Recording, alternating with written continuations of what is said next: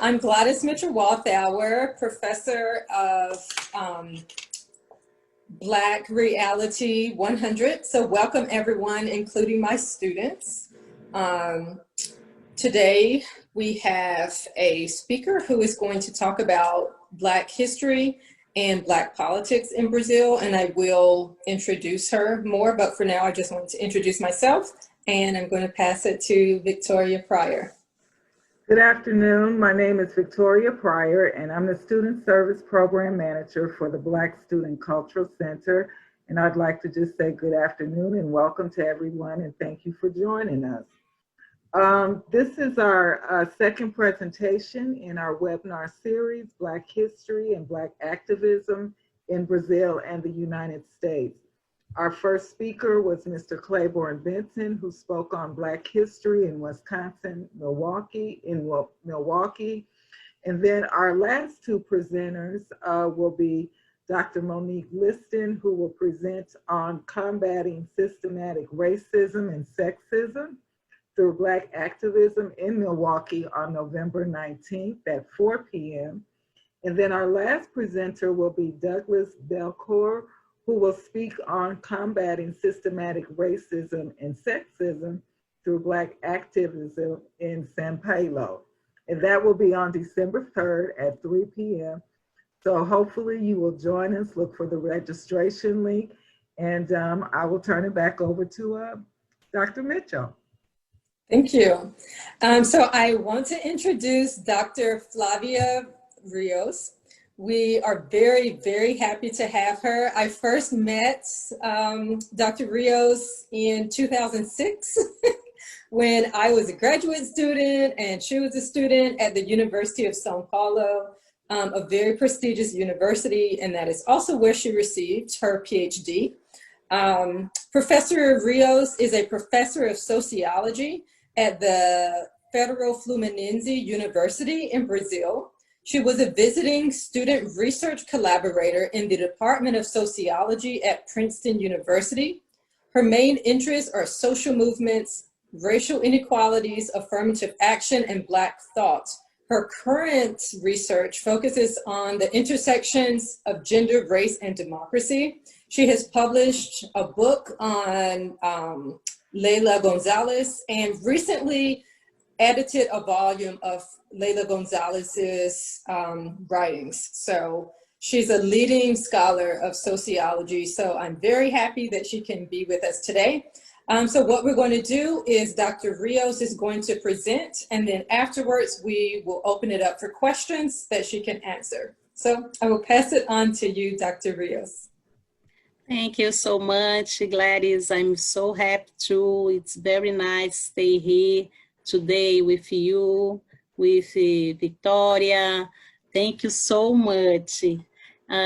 Today, I prepared one presentation about Black history and Black politicals in Brazil.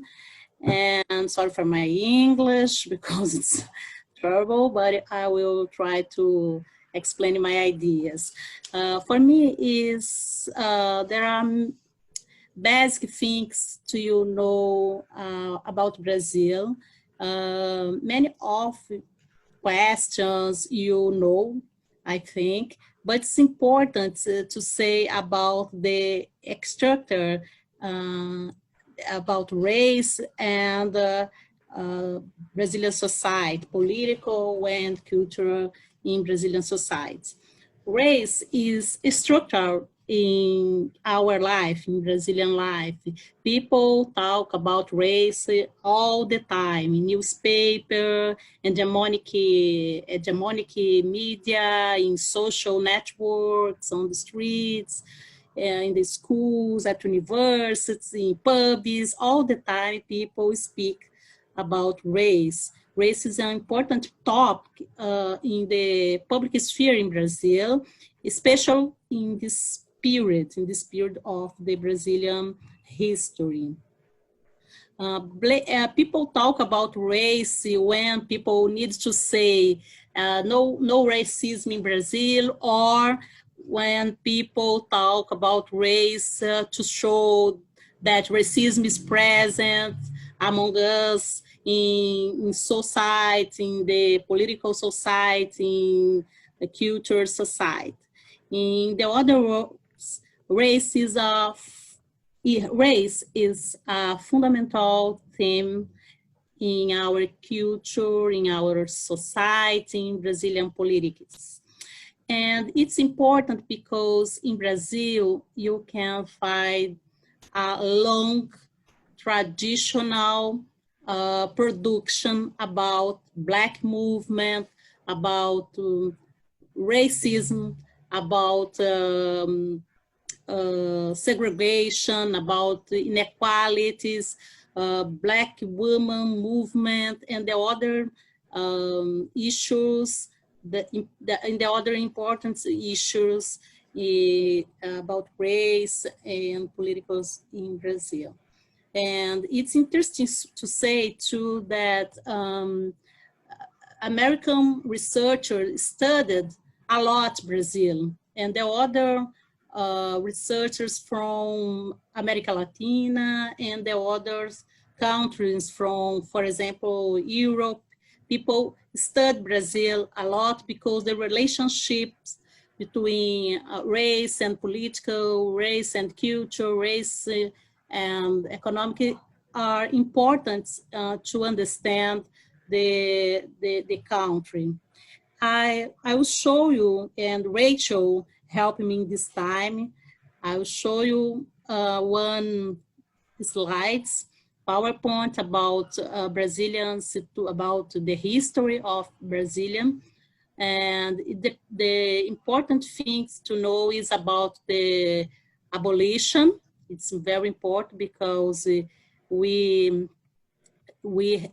have a horrible history about abolition because we are lost country, and the thing is important to know.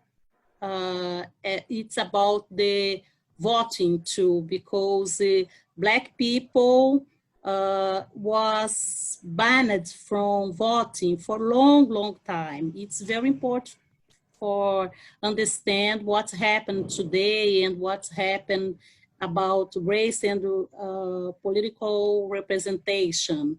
And the other thing that's important to know is about the segregation. The difference between Brazil and the USA is basically this question about the difference is the law in Brazil has never been official situation and official situations, and it's very important this point. And about the Black people, the population, the great population in Brazil. It's very important to say about this. Rachel, can you change please? Okay, and what we need to know about race and politicals too. We need to know about the data. It's important to know about categories. For example, Black and brown. You talk about Black and brown because you use negros. Is very different in USA because in Brazil is very positive, this word negros. In USA, this word is not positive. It's very negative, very offensive. It's interesting because the brown and Black is there are categories to understand Brazilian relationships. Brazil's there is also traditional of Black women movement, and the policies on the policies from Black movement is important today, but we've lived the strong and horrible situation because the far rights very strong in this moment. Okay, you can pass, please. Thank you. Okay, race and political representation. It's very important issues in Brazil today. Most of Black population is black, but the political power is white. It's a situation, it's a problematic situation. Brazilian research study this phenomena and try to understand what's happened in Brazil. It's very important because black women, for example, they are out of power, and indigenous women too.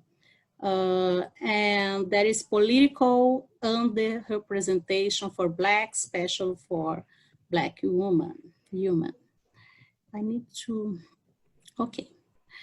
And for me, it's very important, the relation between race and gender, because if you need to understand what's happening in Brazil today, you need to understand the Black women, because they are most important leadership in Brazil, in the political sphere and the institutional sphere too, and the organizations of Black women are very important in Brazil. But you can find great inequalities in Brazil. You have many Black women in poor conditions, in situations very hard, violent, domestic violence, and the other types of violence, urban violence, and many other things important to understand the Black women situation today.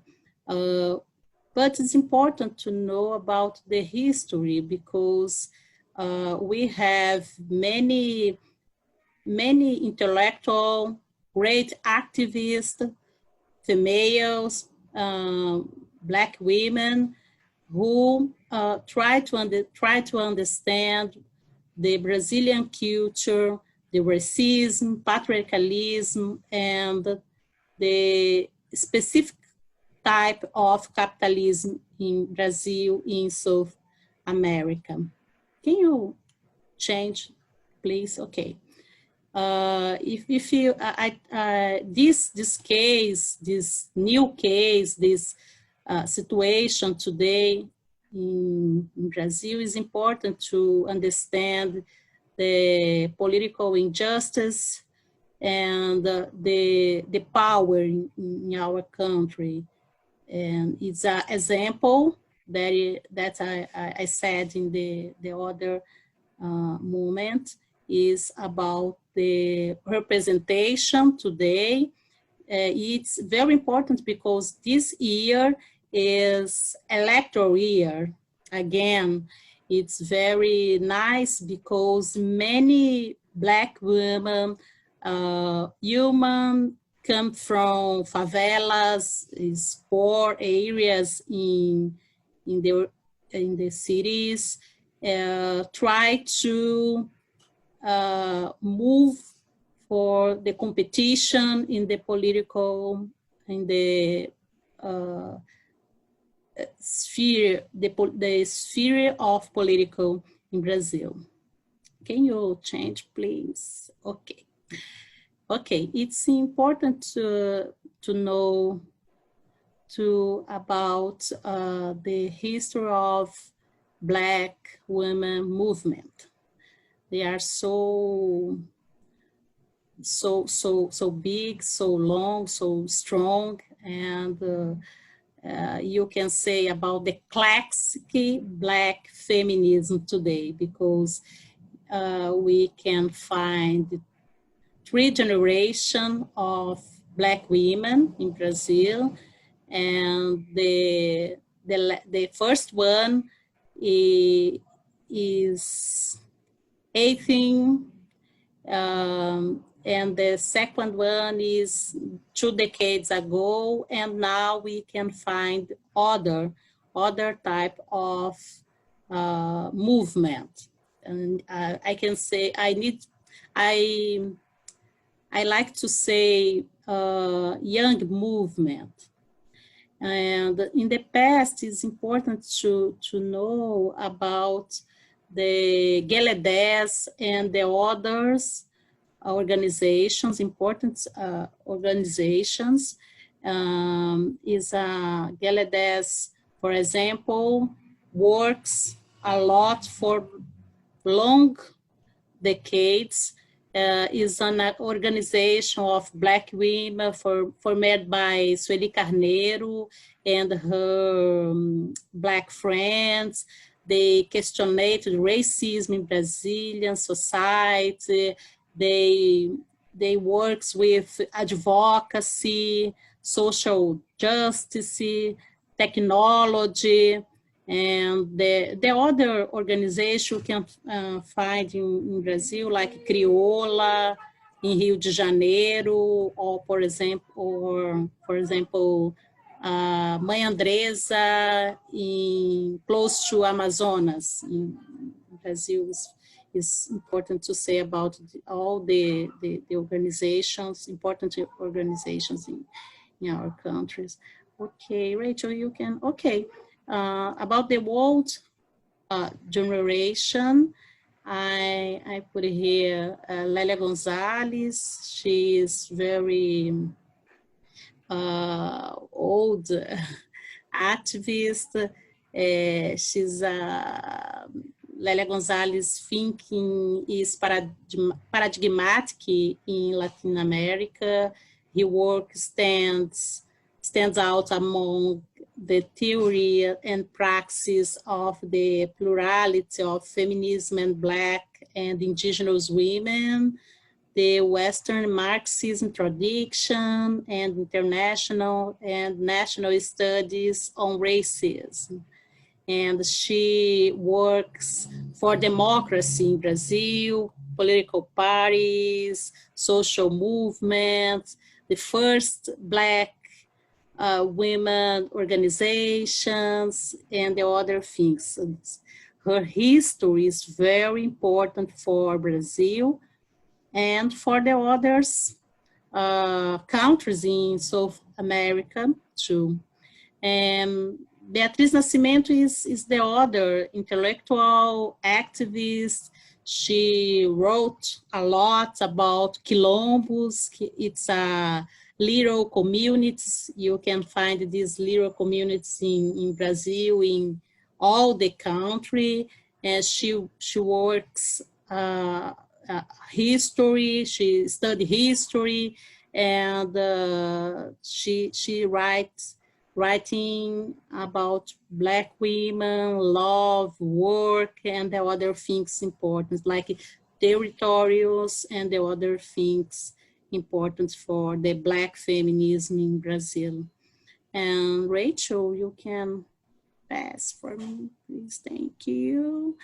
I put here Sueli Carneiro. She's alive. She's very strong. It's the most important voice, Black women in Brazil.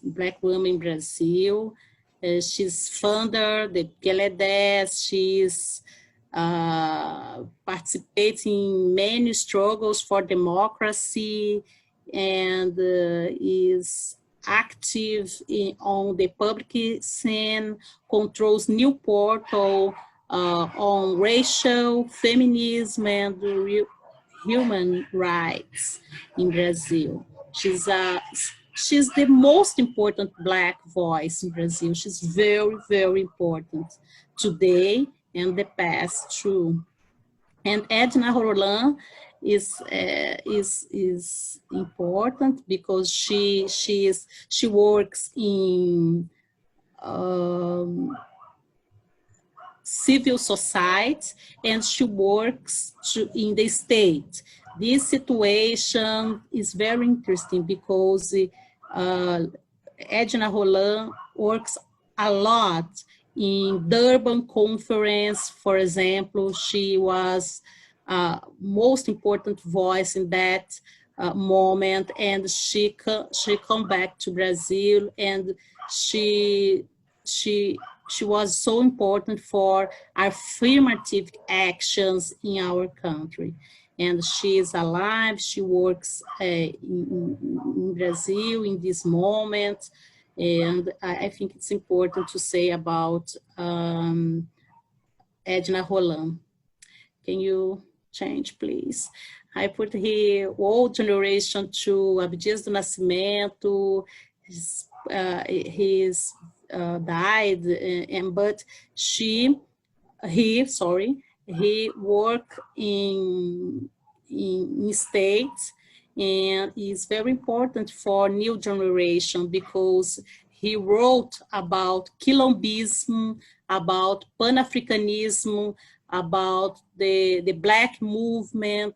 He participated in the Brazilian Black organizations and created theater for Black people in the second world. During the second world, he lived a long time. He was important Brazilian politician. He was parliamentary, the great political man in the Brazil. In Brazil. Okay, you need to change one more, please. Okay. Thank you. Can you come back, please, Rachel? Just 1 minute. No, back. No. Back. Okay. Thank you so much. Okay, in this moment, I just show you great activists, important activists like Frei Davi, like Hamilton Cardoso. They work a lot in great organization like MNU, like Educafro, great organizations. They work a lot against I'm sorry, I'm very confused now. They work a lot for civil rights in Brazil, especially for Black people. Thank you, Rachel. You can pass the next. Okay, I will show you the situation now, about the changes, about what's happening in Brazil today, new identities, new organization, new social movements, new generations. Many things change in Brazil in this decade, many things. You can find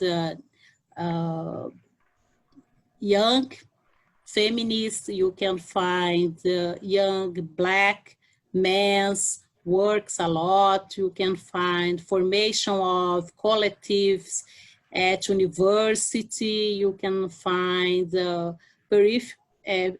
organizations in poor areas in Brazil, like HipHop movements, slums movements, and people who works with people who lives in poor areas, in poor spaces in the cities. It's important to talk about theater, about arts, and the other performative actions, because the culture in Brazil is very important to talk about racism, talk about machismo and the other oppressions in our country. And today, the new generation like to use blogs, YouTubers, and other other networks like Facebook and the other things. It's very important for speaks about racism, and people use life narratives for criticate the race in Brazil. And you can find many movements against state violence. It's very important, especially parents, mothers, and the other friends, people who lost parents, who lost brothers for the state, for the violence, to the violence in Brazil. And other things that important is about Black money organizations, very new situation. You can find many organizations, associations, networks. In Portuguese, you can say Afroempreendedorismo is a kind of organizations, economic organizations in Brazil. And the other movement, very interesting, is natural movement hair. It's very interesting because the Black affirmation is important in this moment too, because the women needs natural hair and the other things, Afro hair and the others types of beautiful and natural beautiful. Okay, okay. And the last decade, you can find many protests, Black women protests on the streets and mobilizations, new organizations.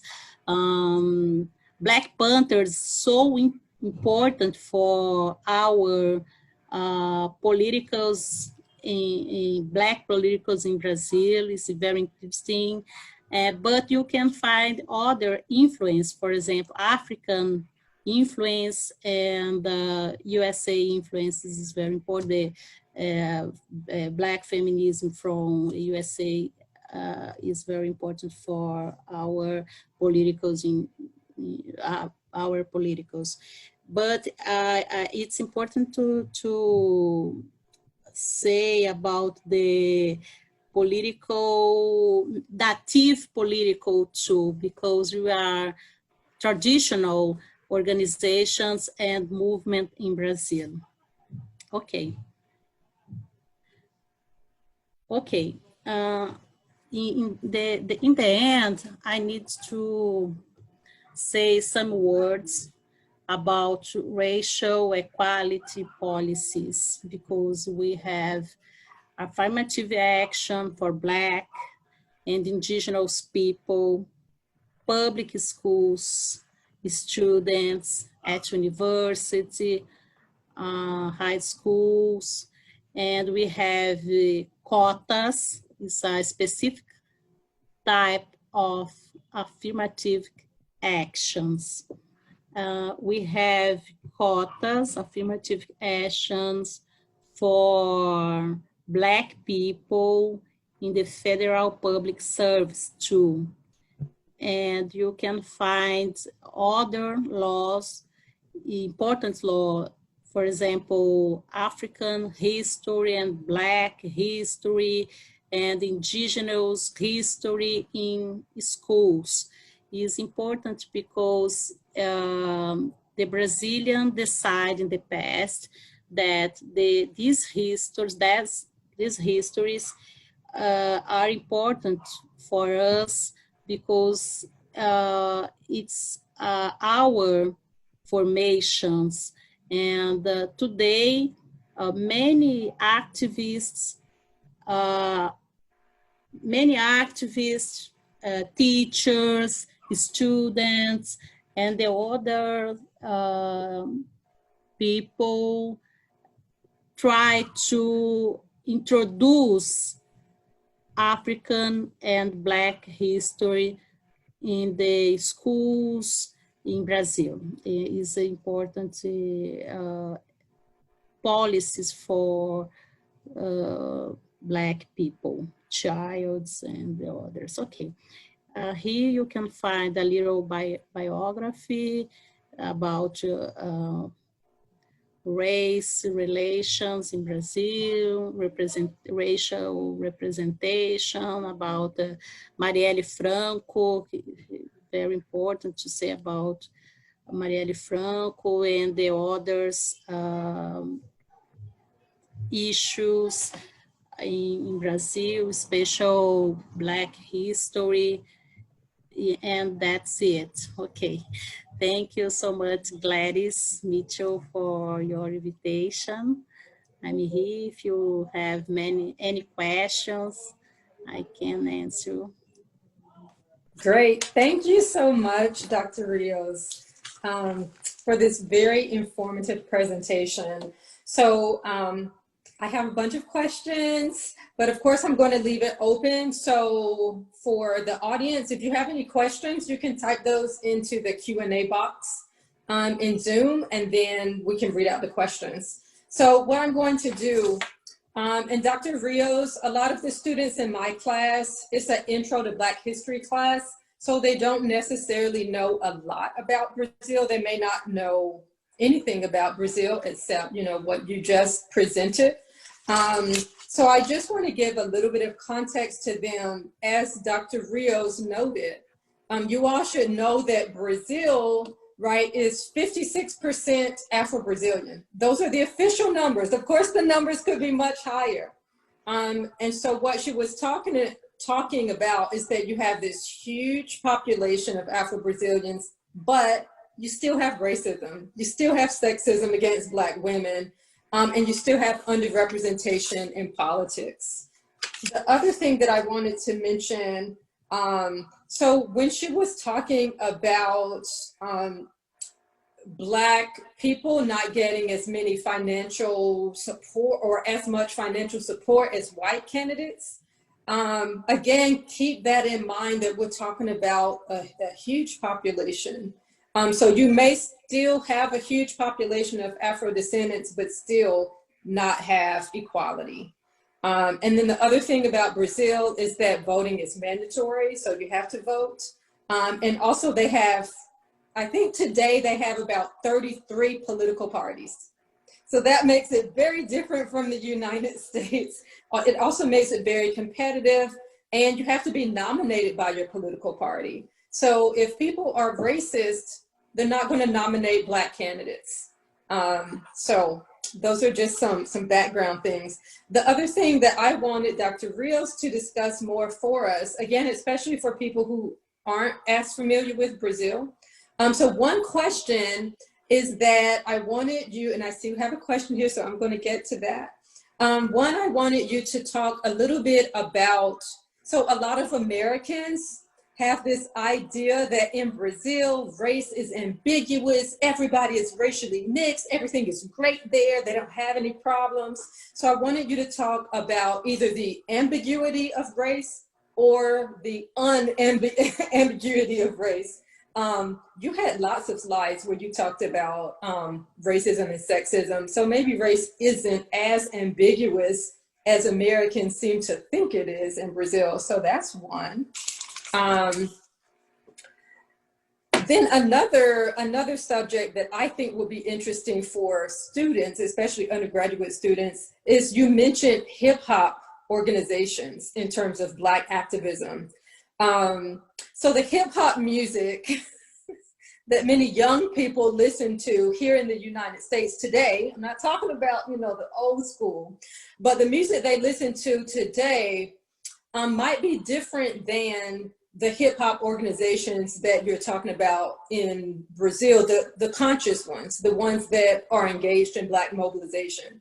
So can you just give them an idea of those hip hop organizations and the role that they play in Black mobilization? So I have more questions, but I'm going to end it with, I'll just ask those two for now, and then later I will get to the one in the Q&A. But You can go ahead. Can I read this question, Dalila Negreiros? Yes.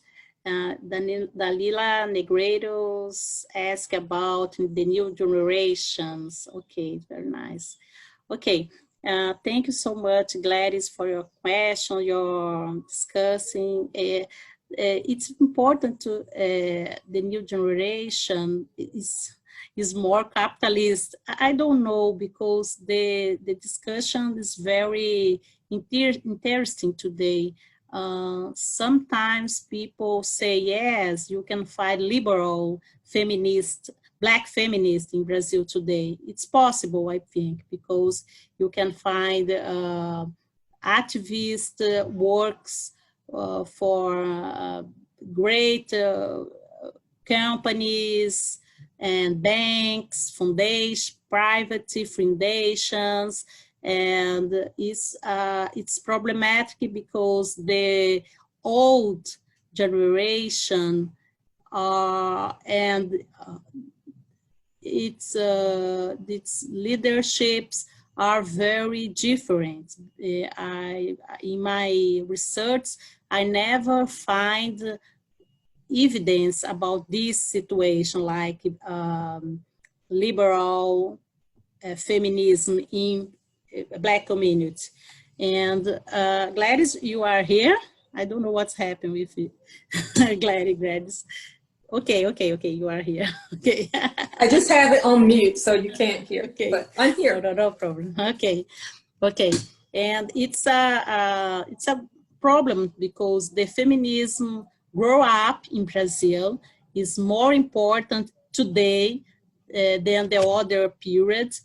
But today you can find capitalist feminism, liberal feminism. It's true. I think that it's possible to find liberal feminism, and it's very strange because the Black feminism in Brazil are very close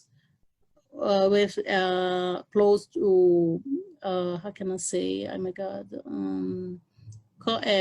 Socialist issues or popular parties and other progressive organizations, associations, or their ideologies are more progressive. It's very interesting because if you read, for example, Beatriz Nascimento, Lélia Gonzalez, Sueli Carneiro, and the others, leaderships and Brazilian intellectual, you can find criticals and today you can find Black intellectuals, activists, Blacks. They are more liberal.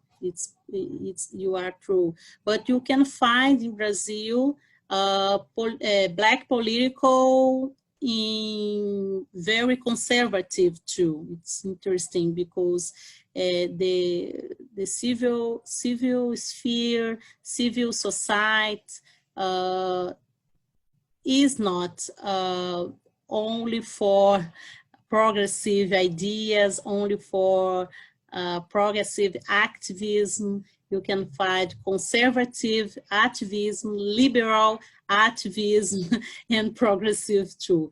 The things change in Brazil very fast, and we need to understand what happened in Brazil, what happened with the activism, what happened with feminism and the progressive activism and progressive movement. Okay. And glad you have questions. I don't know if you said something about, can you repeat for me, please? Yeah, so again, this is for students that don't know a lot about Brazil. So can you talk more about race in Brazil? So for example, there are many Black activists who become Black. As Okay, in, you know, they begin to embrace Blackness, but maybe when they were little, they identify as like light brown or something. So a lot of students don't really understand that context. Okay, thank you, Gladys. It's a great question, it's very important question. If you need to understand more about race in Brazil, you need to understand the categories of race in Brazil.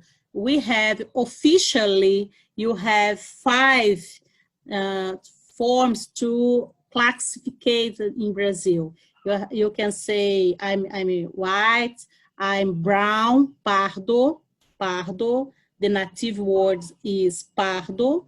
You can say I'm black, preto. I can say I'm indigenous, and I can say I'm yellow. It's Asiatic people. People come from the Middle East and the Asiatic continent, and you can choose 5 possibilities. And about the mixed people identify themselves like brown and black. And negros, with the intellectual, researcher, journalist, write about black. It's very difficult to translate for English because black is just one possibility in Brazil, because we have 2 offshore possibilities, brown and black, but both are negros in Portuguese. Both are negros. But when we need to translate for English, we just say black, we are black. But you need to say, when we Brazilian people say we are black, you are saying we are black and brown. It's interesting because this particular situation in Brazil. For a long time, the most important population in Brazil was white people for a long time. And now the things change because the most important people in Brazil are black and brown people.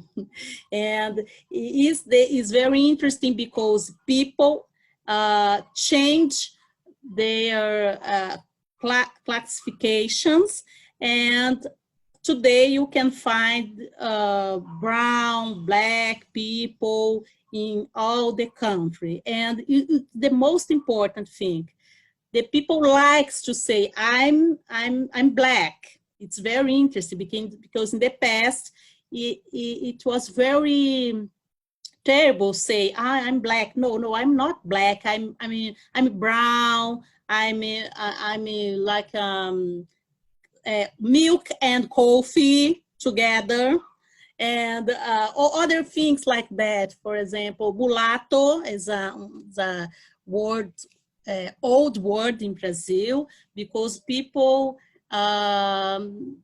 didn't like to say I'm black because it's not good for people in Brazil. But today, all the things change. The Black movement changed the Brazilian culture, and you can find many generations, new generations especially, they want to say, they love to say I'm black. I'm proud of this. I'm black. It's very interesting because the natural hair, the clothes change, the face change, all the things change, the feels and the subjectives and the other things change in Brazil. It's interesting.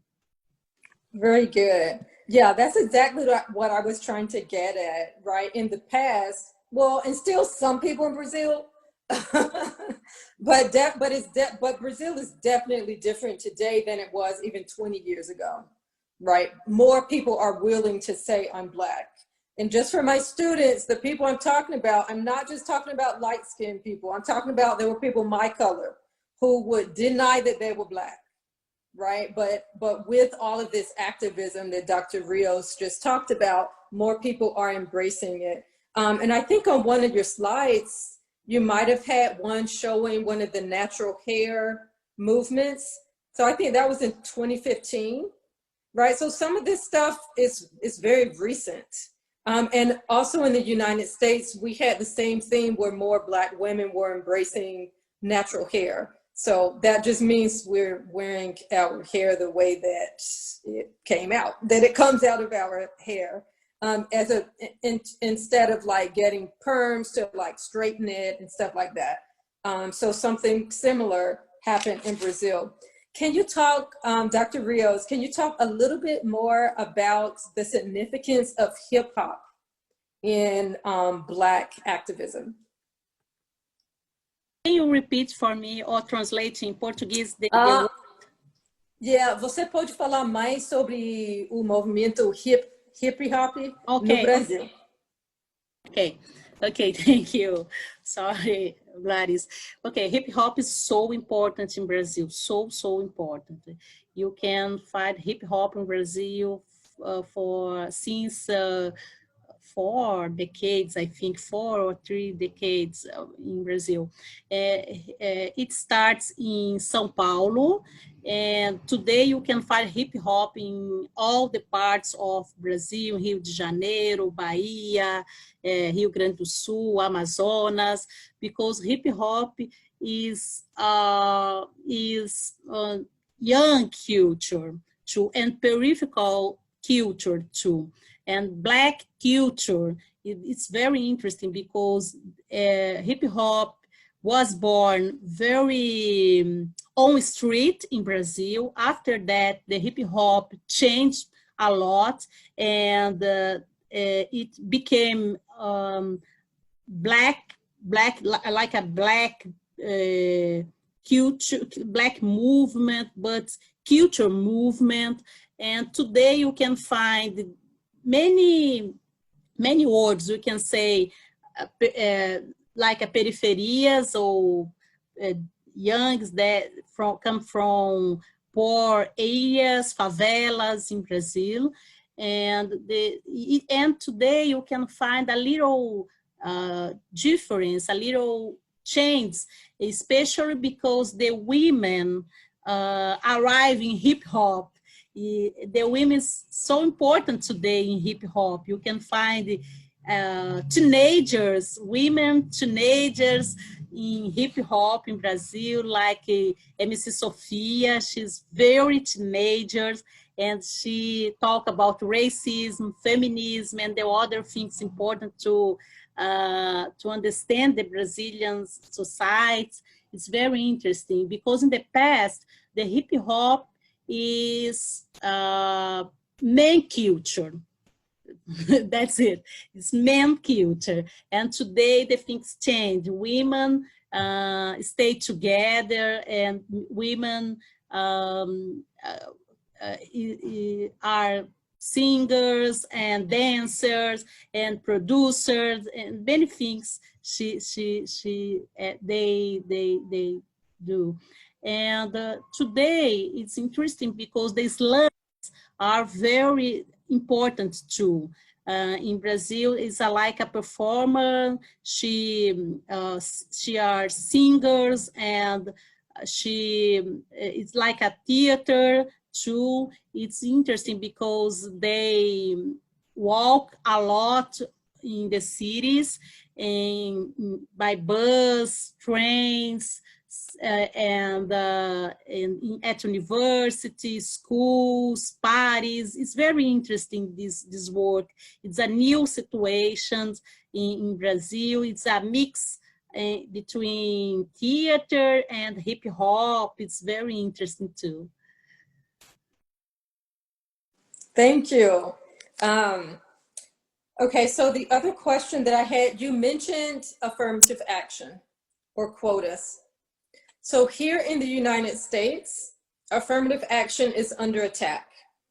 So some universities no longer have it. It has led to a huge decrease in Black students at certain universities, such as the University of Michigan. I believe today, maybe the undergraduate population at University of Michigan is maybe less than 5% Black.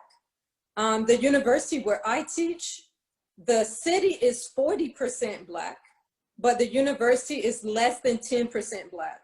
And that's for a number of reasons. But I wanted you to talk a little bit more about affirmative action. So, so in general, we know that basically this was due to Black movement activism. So can you talk a little bit more about that? Like, how were they able to be so successful that at the federal level, the president, President Dilma Rousseff signed it into law that public universities, public federal universities have to implement affirmative action. That's a huge deal for a country that is so racist, right? So can you just talk a little bit more to give the students kind of an idea of how Brazil got here? Okay, thank you, Gladys. This is very important, affirmative action in Brazil, because it starts in Brazil 2 decades ago, and you can find the affirmative actions in public university in Brazil, and today you can find affirmative actions in all the public universities in Brazil. It's important to say that public university in Brazil, people don't pay the university. It's public, it's different in USA, I know, because public you need to pay, but in Brazil, no. You have private university and public university. And the affirmative actions is important in public university because they are most important in our country, and Black people are